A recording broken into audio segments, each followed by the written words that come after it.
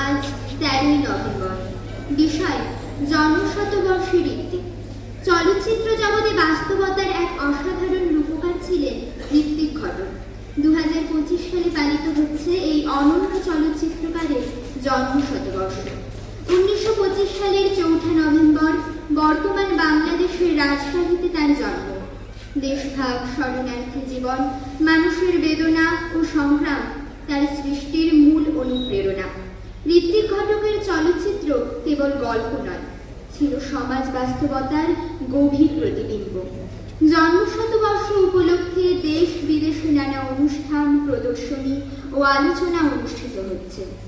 তার বিখ্যাত সিনেমা মেঘে ঢাকা তারা, কমলগন্ধার, সুবর্ণরেখা প্রভৃতি নতুন প্রজন্মকে মুগ্ধ করেছে।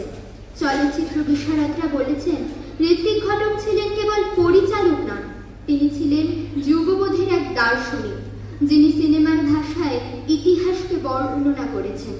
তার জন্মশতবর্ষে নানা গবেষণা গ্রন্থ প্রকাশিত হচ্ছে।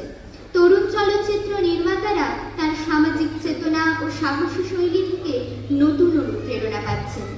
ঋত্বিক ঘটকের জীবন ছিল এক রোমাঞ্চকর সংগ্রাম, যেখানে শিল্প, সমাজ ও মানবতার প্রতি অগাধ ভালোবাসা মিলেমিশে ছিল। জন্মশতবর্ষে তাকে স্মরণ করা মানে কেবল একজন চলচ্চিত্রকারকে শ্রদ্ধা জানানো নয়, বরং সেই মানবিক শিল্পবোধকে পুনরায় জাগিয়ে তোলা, যা আজও আমাদের সমাজে প্রাসঙ্গিক। ঋত্বিক ঘটক আজও জীবন্ত, তার ছবির প্রতিটি দৃশ্যে, প্রতিটি সংলাপে এবং মানুষের হৃদয়ে।